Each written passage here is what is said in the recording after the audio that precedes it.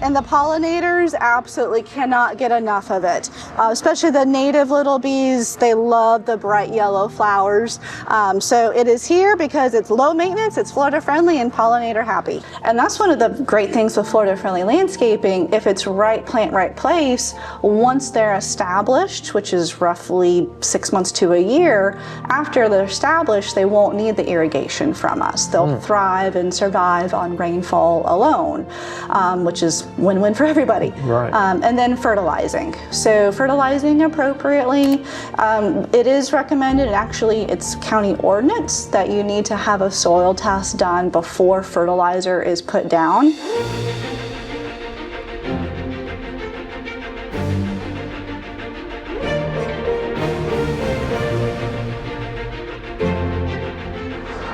Welcome to the Marion Forum Group, Marion Voices.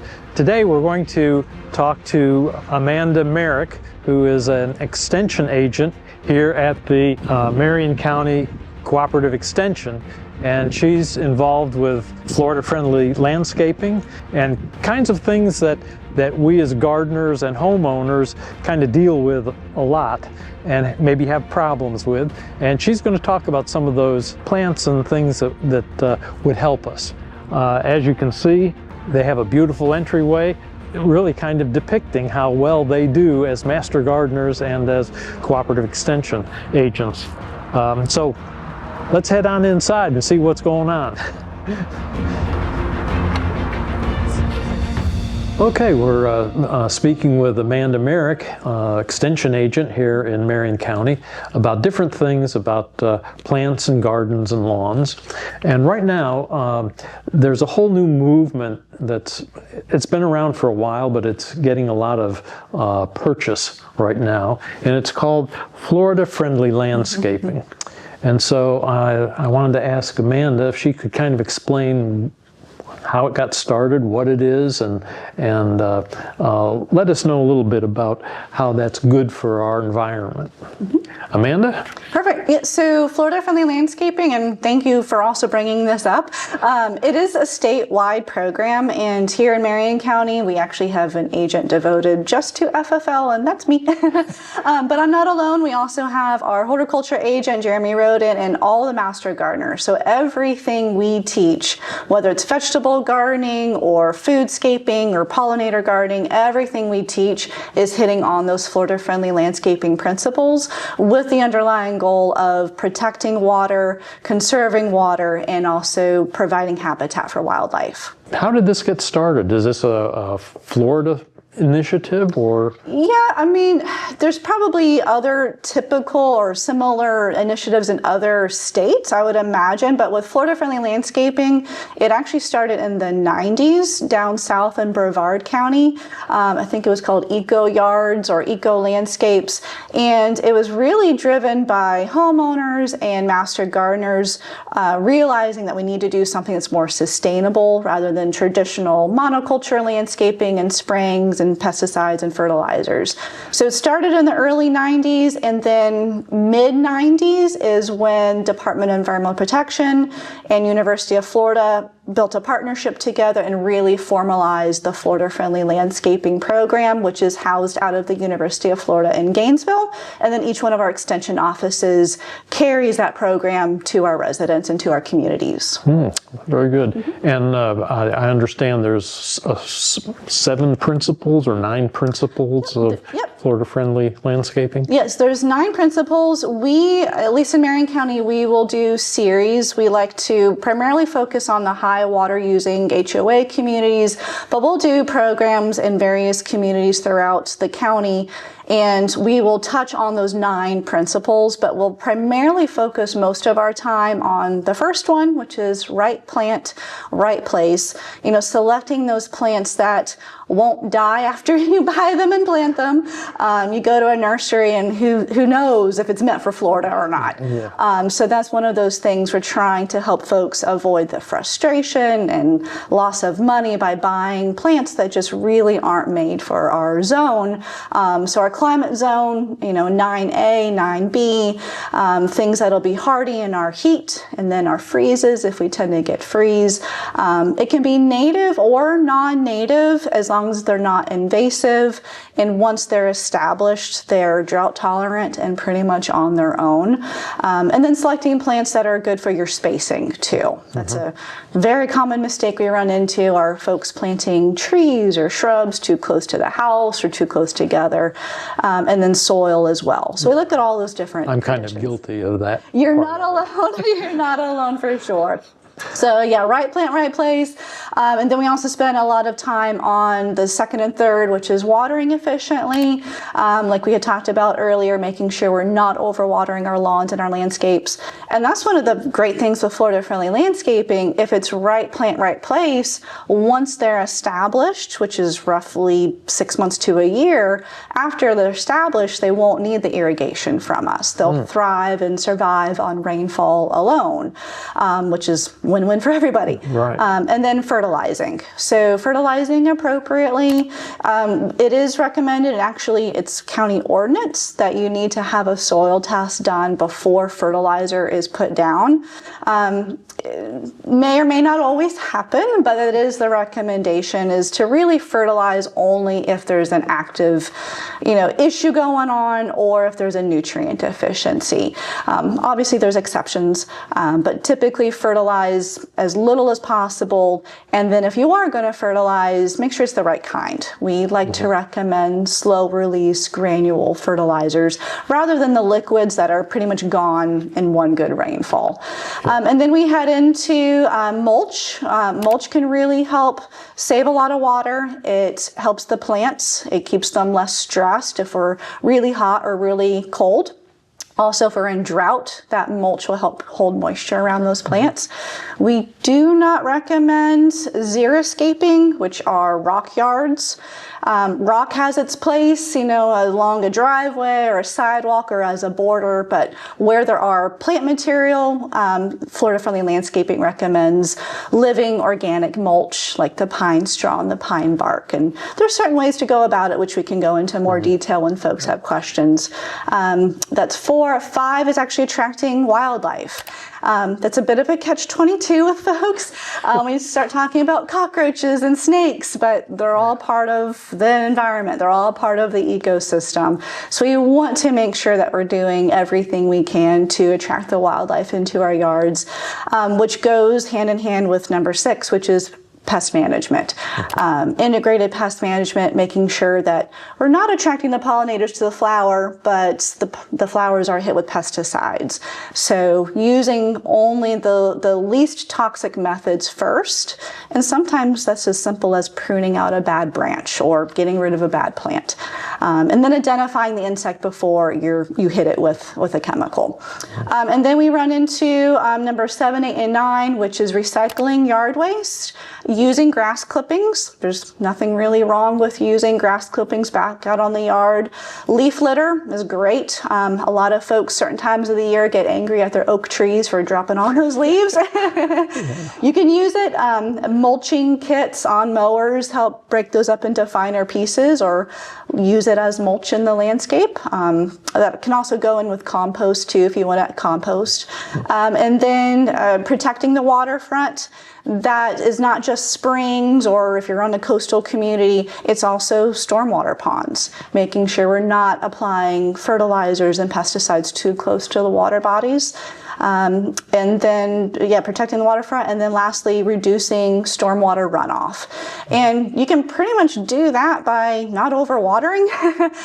Reducing stormwater runoff is, you'll see, water just going down the streets into the storm drains. We're trying to keep water in the landscape. So it's watering your plants, but also it's getting that water a chance to percolate through the soil and recharge the aquifer in a healthy way. So those are the 9 principles. Okay.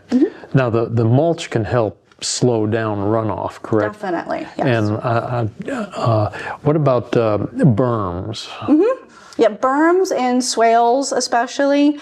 We'll see quite a few issues with root rot in the swales between homes, just because there's typically a lot of water, gutters, irrigation systems, not much sunlight or airflow in those areas. But we want to keep those swales clear of any other plants or debris. They need to stay grass. And those swales do help keep that rainwater from getting into your house. So swales, berms, and also rain gardens. If you are allowed, or if you get HOA approval, that's what we did on our own property. We have quite a bit of water where we're at. So at the end of one of our downspouts, we put in a really lovely rain garden where the water comes off of our roof and puddles and pools there. It won't stay there for more than a couple of days, but we'll have water-loving plants like canna lilies that are blooming right now, irises, all sorts of aquatic plants that can tolerate when it's wet and when it's dry. So that might be an also option for folks. What do you see as kind of the benefits, like around your house? You're using all this. So what changes have you seen that have been just kind of nice? One of the more obvious to folks is the abundance of pollinators and birds. That it's one of my favorite things to do, is to go home and just see all the large butterflies and listen to the birds. And I'll spend a lot of my time in communities and there's a distinct absence of birdsong and there's a distinct absence of bees and butterflies, and there's multiple reasons for that, but using those Florida-friendly principles, even if you have a tiny little yard, you can attract those pollinators and those birds and that wildlife and bring life back into your community with very simple little changes. That's all really interesting, and I know a lot of people. My wife is a master gardener, so I know a lot of people who are doing these things, and it makes for a very interesting look. I used to think our neighborhood was really nice with all their hedges and clipped and all that, but now, since I know about FFL, I look at it as a huge desert for plants and for insects and things. Correct. And even though we get those bad little aphids on some of our plants, I've noticed that those aphids are actually a food source for other bugs, which then are a food source for the birds. Exactly. So it's kind of a big cycle, and you have to sort of tolerate some of the less nice bugs in order to have a good, a rich environment for all of them. And you bring up a really good point too, because even though your yard may not look like a butterfly garden or a cottage garden, it's not so much the look of the landscape that's Florida friendly, it's how you maintain it. So you can have, a manicured HOA approved yard with your pruned hedges, your pruned trees, but if you're not over fertilizing, over watering, and over applying pesticides, your yard could still be Florida friendly. It's really about how you're maintaining it, but you do want to try to encourage some of those pollinator plants in there as well. And on the flip side, we'll see folks who have all the pollinator plants in the world, but they're watering every day, they're fertilizing, they're applying pesticides, and so that's not Florida friendly. So it's really about how you maintain it. Why don't we take a little trip out to the demonstration gardens and the pollinator garden, butterfly garden, out that you maintain here at the Extension Center, and people are also free to come and go through those gardens too, aren't they? Anytime. Yeah. Okay, so Amanda, this is the one of the hot sunny areas. So could you just show us a couple of the Florida-friendly principles that are being used right here? Oh, absolutely. So yeah, this whole section here is full sun. We've got pavement and sidewalks, so it was harsh. So what we planted here primarily are beach sunflowers. They're native to the beach, so they like sun, sand, and dry. And that's what they have here. And this is a ground cover. Believe it or not, we planted only 3 plants, and the beach sunflower has spread from here over to that bed as well. And the pollinators absolutely cannot get enough of it, especially the native little bees. They love the bright yellow flowers. So it is here because it's low maintenance, it's Florida friendly, and pollinator happy. Okay. All right. Is that some bee balm in the back, Yes. or the Yep. spotted horseman? Spotted horseman or bee balm. We got a large symptom stopper that you had mentioned earlier. It's not in bloom right now, but Oh, is that the bush right that's there? the symptom stopper. There's a blanket flower right there. Yes, we have several blanket flowers that come up.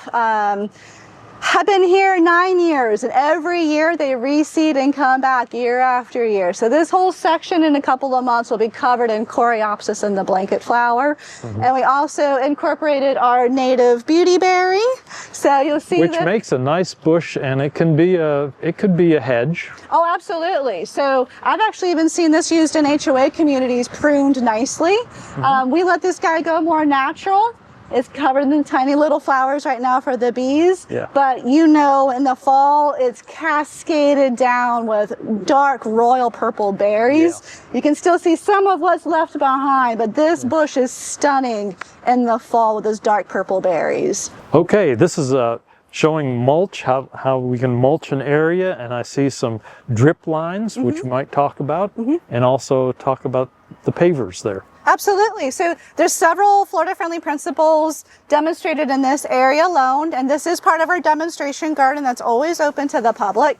So first we have mulch, 2 to 3 inches of the Melaleuca mulch, which is what we recommend. It is a invasive tree that we had talked about out of South Florida.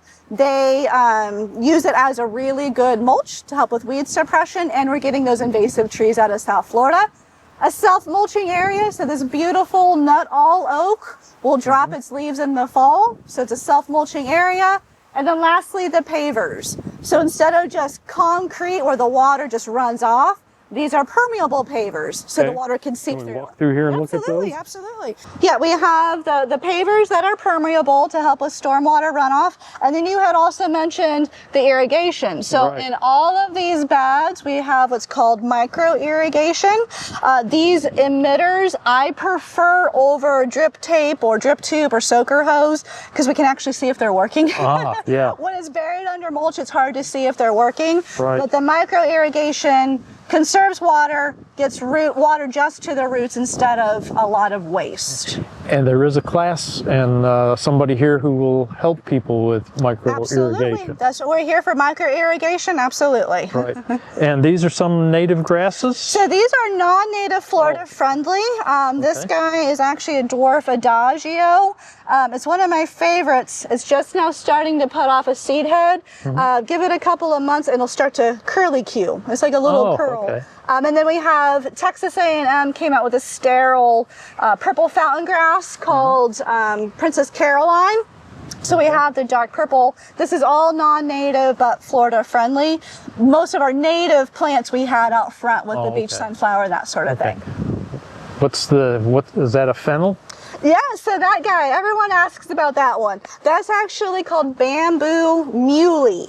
It's a Florida-friendly non-native. It's been there before I have been here. And we use that as a cascading effect, kind of like a waterfall. Okay. Yeah. And I do know you have some muley grass when we go over to this other garden. Absolutely. Welcome to the shade garden. Shady, obviously. This is one of our more popular areas of the garden that our master gardeners maintain everything in here with love and passion. All their sweat and tears go into this whole demonstration garden. So we have shade plants, obviously. One of our most famous ones here, and this guy has tripled in size since I started 9 years ago. It's an Eastern red buckeye. It has started to go to fruit. But a few months ago, it put out these beautiful red tubular blooms that hummingbirds and butterflies love.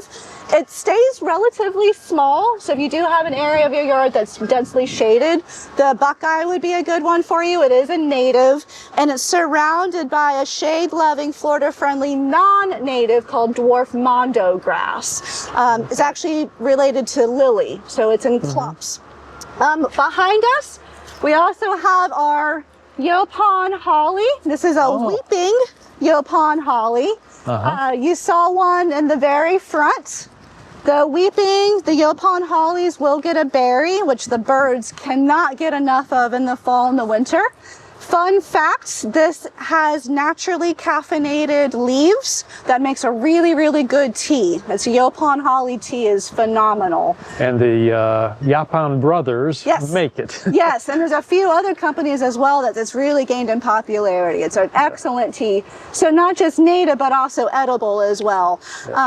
If you wanted to, I'd like to kind of highlight the plant behind you as well. So another one that we like to recommend for, honestly, for sun or shade for that matter, is our native Kunti. So Kunti is a prehistoric plant, was around with the woolly mammoths. It is relatively slow growing, but it's evergreen and it has that tropical-like feel that a lot of people are looking for. I will say one downside, if you have a puppy dog that likes to eat things in your yard, similar to a sago, it'll put out fruit. Thankfully, it's very slow growing. You can just cut off that cone. But if it puts out that orange fruit, they are toxic to dogs. So just be aware of that. But we also have it growing all along. I wonder if it has any cone. It Yeah, may. here's one. Here's one. You found one? Yep. Yes, there you go. So there's the male fruit is the big guy. And these will split open, and it's really a bright orange, almost like a nut. You can't miss it, and they're large. So it makes it easier. Honestly, I have some, and I have a pug and a golden retriever, and as soon as I see it starting to put out those cones, I just get my pruners and cut it out. Won't hurt the plant at all. Okay. Okay. All right. Would you like to see the pollinator? Pollinator All right, garden. that's close. So we'll go this way. Jeremy in the Master Garden has put on these signs too that I really like. Yeah. So we actually have our Florida native garden section here. Oh, okay.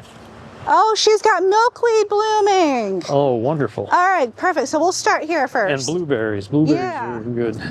So we actually had a few master gardeners really passionate about native, so they put in this whole pathway of native plants, and I'm super excited to highlight here and there. Yes, there is the native tuberosa milkweed.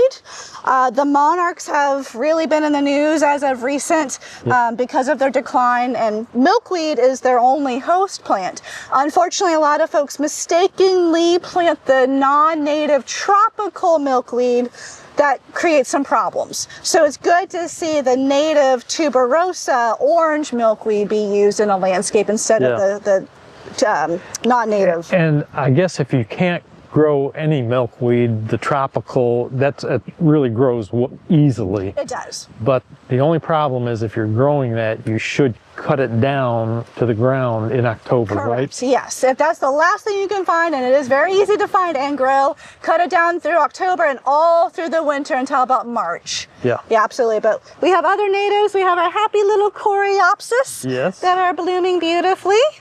And we also have the native blueberry. I have 6 or so of these Darrow's native blueberry. We have a few over there that have gone to fruit. Mine are covered in baby little berries right now. Come June or July, they'll be loaded with ripe fruit. They're tiny, but they're super sweet. So every time we get home from school, my kids make a beeline for the blueberry bushes. And they happen to be a native and semi-evergreen, so wonderful for... And again, the bees like the little bell-shaped flowers. Oh, they love them. We love seeing the bumblebees come to visit them. So, and then we will just head on over to my favorite section, which is our pollinator garden. We have a gorgeous chase tree in bloom ready for you. So coral honeysuckle obviously gets its name because of the color, that long tubular bloom, wonderful for long-tongued bees, butterflies, and hummingbirds. It is evergreen, sun or shade, it doesn't seem to care, but also not only do you get the flower, you also get the fruit for the birds later on. It's also not super aggressive, so if you want a well-behaved native vine, coral honeysuckle is one of my absolute favorites. And this is, once it's established, it's easy to maintain. I mean, it just does its own thing. Leave it alone. Yeah. So as you can see, our master gardeners and the agents we're very proud to be a recognized Monarch Way station. We're also recognized by the National Wildlife Federation too. So this is our Attracting Wildlife Pollinator Garden that starts over there. And you can And there's a monarch right Yes, there. perfect. Now that's a tropical milkweed right there. Correct. That's a tropical milkweed, and like you had said, we're slowly starting to transition, getting away from the tropical milkweed and replacing with the native as much as we can. Yeah. The salvias, which you pointed out, are Yes. also one of my favorites, and we have the non-native salvia, and you can always tell a salvia because it has square stems. So there's non-native, and then we've got the native pink, also called tropical sage or tropical salvia. This non-native salvia is a wonderful perennial. It will not reseed, so if you don't want a plant that goes here, there, and everywhere, the non-native salvia is for you. If you don't mind things going here, there, and everywhere, go for the native tropical sage or tropical salvia, along with our blanket flowers. Yes. Technically no longer considered a native. They're native to the southeast at least. Yeah. And pollinators can't get enough of them. So, and you'll notice too, a diverse mix of not just colors, but also bloom shape. Yeah. So that's really important to have those open-faced blooms for the smaller bees, as well as the tubular flowers for the longer tongue bees, hummingbirds, and butterflies. And having a mix of plants also, they'll come in to flower at different times. Correct. So you're carrying it through the summer. Absolutely. And later in the fall, we'll have blazing star and goldenrods coming into season. But spring and summer, it's like a butterfly haven out here. All right. Well, thank you so much. Absolutely. Thank you.